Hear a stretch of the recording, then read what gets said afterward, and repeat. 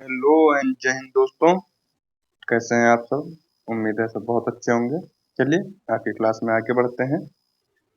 पहला न्यूज है, भारतीय सेना ने गुजरात के बेट द्वारका में आयोजित किया जल थल रक्षा 2025 नामक तटीय सैन्य अभ्यास। भारत की शूटर मनु भाकर को BBC Indian sports woman of the year पुरस्कार से किया गया सम्मानित।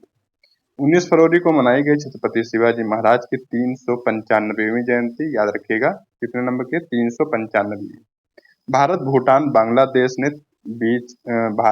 और बांग्लादेश के बीच त्रिपक्षीय व्यापार को बढ़ावा देने के लिए असम के जोगीघोपा, ठीक है, असम के जोगीघोपा में प्रारंभ हुआ टर्मिनल। कुआलालंपुर में हुई 13वीं मलेशिया भारत रक्षा सहयोग समिति की बैठक। तो क्वेश्चन है कि मलेशिया और भारत के बीच में रक्षा सहयोग समिति की बैठक कहाँ पर हुई है? कुआलालंपुर में। और क्या है? मलेशिया की राजधानी है।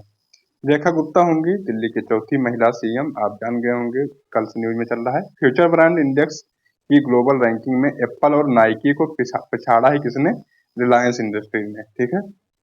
केरल एक्सपायर दवाओं को वैज्ञानिक तरीके से निपटाने के लिए एन प्राउड पहल करेगा प्रारंभ। गूगल ने भारत के बेंगलुरु में अपने सबसे बड़े परिसर अनंत का किया उद्घाटन।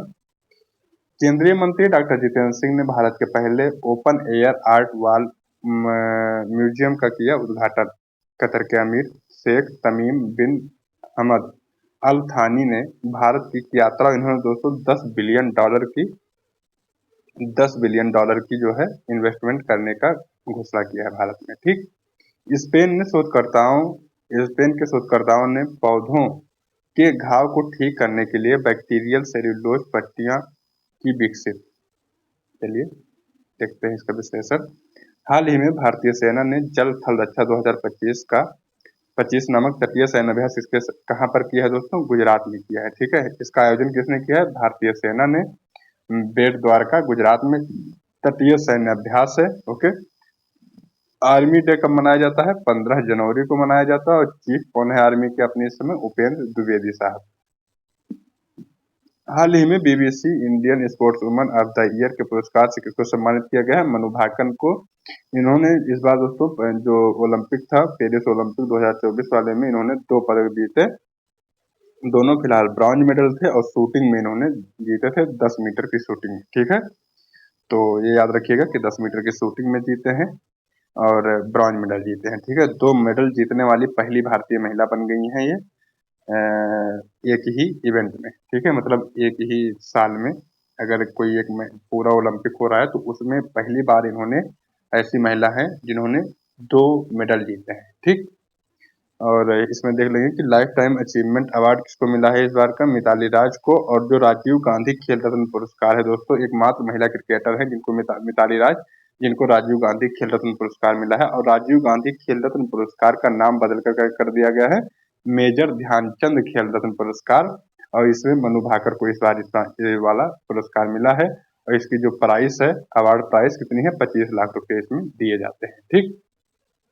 नेक्स्ट देखेंगे, हाल ही में छत्रपति शिवाजी महाराज की 395वीं जयंती कब मनाई गई है? 19 फरवरी को मनाई गई है, 19 फरवरी 2025 को, ठीक है। 395वें क्रम की इनकी जयंती थी। इनके दोस्तों जो जन्म हुआ था 19 फरवरी 1630 में शिवनेरी किला में हुआ था, जो कि पुणे में है। पिता का नाम शाहजी भोसले और माता का नाम जीजाबाई था। 1674 में इन्होंने रायगढ़ के किले में राज्याभिषेक, देखिए हर एक चीज बहुत इंपॉर्टेंट है, कौन से किले में पैदा हुए थे? तो शिवनेरी में। अभिषेक कहाँ पर, राज्याभिषेक कहाँ हुआ? रायगढ़ के किले में, ठीक है। भारतीय नौसेना के जनक माने जाते हैं शिवाजी, ठीक है। और गुरिल्ला छापामार युद्ध पद्धति के भी जनक माने जाते हैं। गुरिल्ला छापामार युद्ध क्या होता था? अचानक से अटैक करना, ठीक है। इन्होंने चौथ और सरदेशमुखी नामक कर चलाए थे जो। तो दोस्तों चौथ कर क्या होता था? तो चौथ उनसे वसूला जाता था जिनको, जैसे आज एक होता नहीं कि आप मूवियों में देखे होंगे कि हम आप पर आक्रमण नहीं होने देंगे या आपको हम आपकी रक्षा करेंगे, उसके लिए अलग अलग जो छोटे छोटे राजा होते थे या छोटे छोटे जमींदार होते थे उनसे वसूला जाता था चौथ, ठीक है। कि आपको हम दूसरी बाहरी जो है, आपको एक हिसाब से समझ लीजिए कि प्रोटेक्शन देंगे, ठीक है, बाहरी आक्रमण से बचाएंगे। सर देशमुखी क्या होता था? तो चौथ सब लोग देते थे। सर देशमुखी में चौथ का और 10% बढ़ा के देना पड़ता था, ठीक है, पूरे ऊपर का 10% और बढ़ाना पड़ता था सरदेशमुखी में। और ये उनको देना पड़ता था कि जो चौथ तो देते ही थे, लेकिन सरदेशमुखी वो लोग देते थे जिन पर, जैसे मान लीजिए कि 10 राज्य हैं, ठीक है, 10 राज्य हैं। अब इसमें ये चौथ दे रहा है, 2 ऐसे हैं जिन पर मराठा साम्राज्य कह रहा है कि भाई आज आप इसमें राज्य कर रहे हो, इस जमीन को आप संभाल रहे हो, जिम्मेदारी आप कर रहे हो, लेकिन कभी हमारे पूर्वजों ने यहाँ पर राज किया था। तो मतलब ये मराठों के वंशजों से जमीन या जो जमीन का भूभाग या जो राज मराठे जिस पे दावा करते थे कि कभी ये हमारे पूर्वजों के अंडर थे, तो उनसे सरदेशमुखी वसूली जाती थी और ये कितना होता था, 10% होता था, ठीक है। पूरी उपज का 10% सरदेशमुखी होता था और चौथ कितना होता था, 25% होता था। तो आप उम्मीद है अच्छे से समझ गए होंगे चौथ और सरदेशमुखी। बात करेंगे, हाल ही में भारत, भूटान और बांग्लादेश के बीच त्रिपक्षीय अभ्यास हुआ है, त्रिपक्षीय व्यापार को बढ़ावा देने के लिए।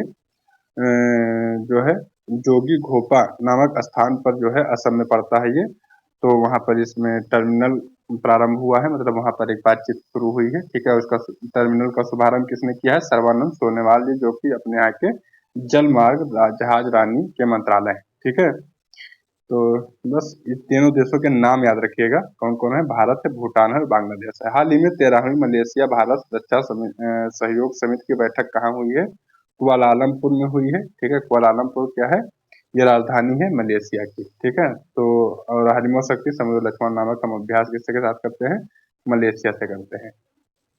हाल ही में दिल्ली के मुख्यमंत्री पद पर किसको चुना गया है, रेखा गुप्ता को। ये दोस्तों पहली जो महिला मुख्यमंत्री थी सुषमा स्वराज थी बीजेपी से, फिर कांग्रेस ने बनाया शीला दीक्षित को। आतिशी मारलेना जब अरविंद केजरीवाल जेल में थे तो आतिशी मारलेना बनी, और चौथे नंबर पर अब बन रही है रेखा गुप्ता, ठीक है। ये भी बीजेपी इनको बना रही है, तो बीजेपी अभी तक जितने को बनाई, महिलाओं को बनाई है, ठीक है।